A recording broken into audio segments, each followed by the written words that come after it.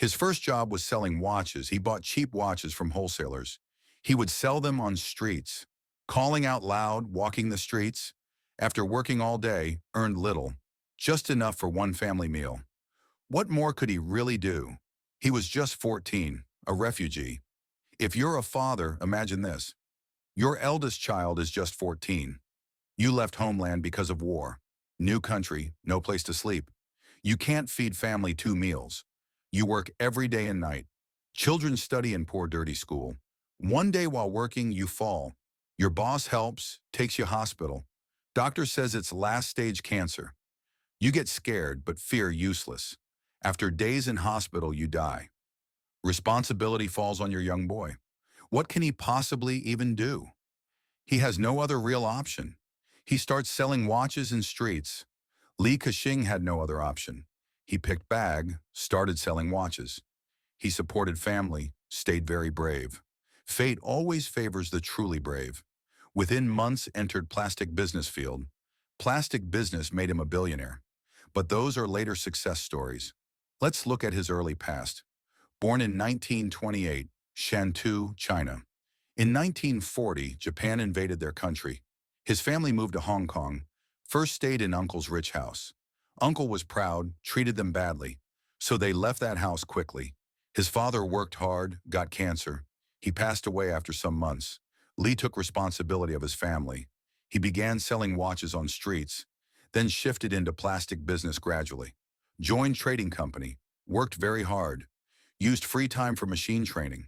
He learned entire plastic plant operation. In 1950, he left his job, borrowed money from friends and relatives, started small factory making plastic toys.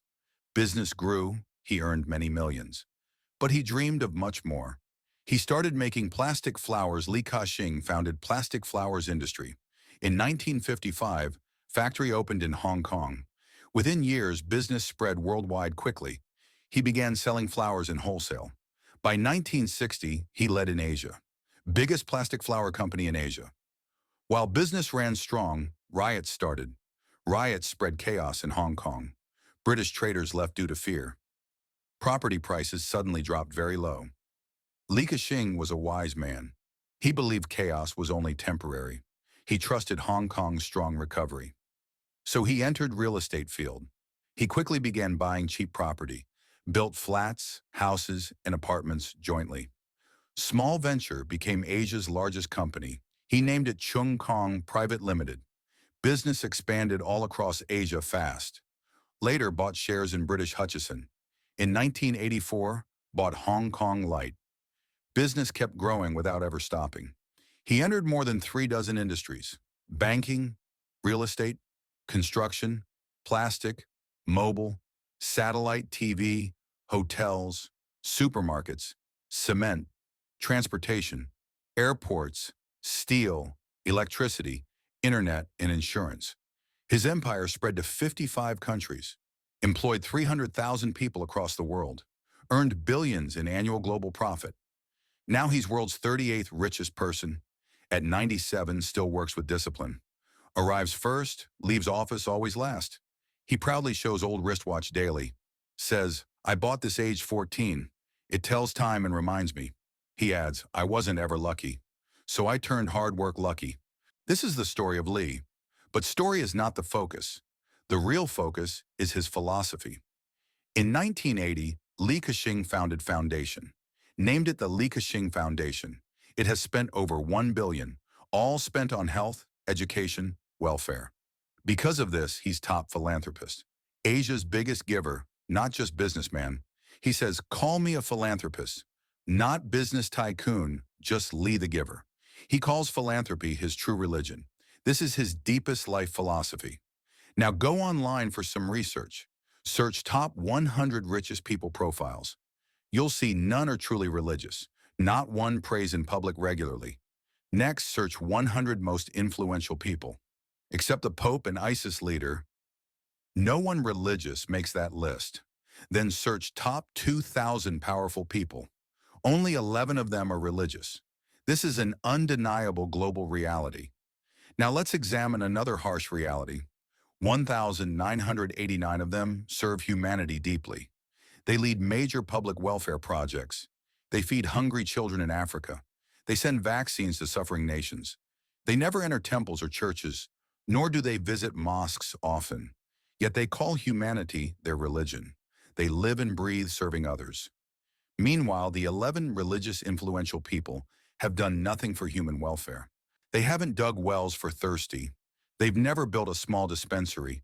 They've only built worship places everywhere. What is this, and why so? For 10 years, World seeks answer. Search continues, no clear solution found. Then World smiles, breathes deep, says, welfare is the world's newest religion. This belief is replacing old worship. Old idols are falling, fast disappearing. Soon only one religion will remain. That religion's name will be welfare. Its core will be human well-being. People like Gates and Ka-shing rise. They'll be saints, saviors, modern gods. But I don't accept this philosophy. Religion is still human soul's need. Man needs God in daily life. He cannot survive without divine belief. He is so bound to God, he even worships no God as God. I also believe one deep truth.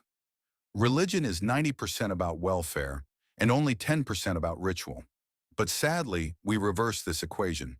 We made religion 99% ritual. Welfare was left to secular people. So Gates and Ka-shing moved ahead. They surpassed religious people in service. Today, they are closer to God. So close, he keeps blessing them. We build mosques. They build hospitals. We recite prayers. They feed children. Why this difference? What's the reason? Because real worship is serving humans. They discovered this deep spiritual truth. We look for God in buildings. They found God in broken people.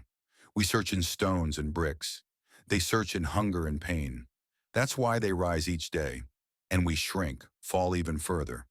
If this keeps happening much longer, God may turn towards them fully, and we'll have only empty mosques.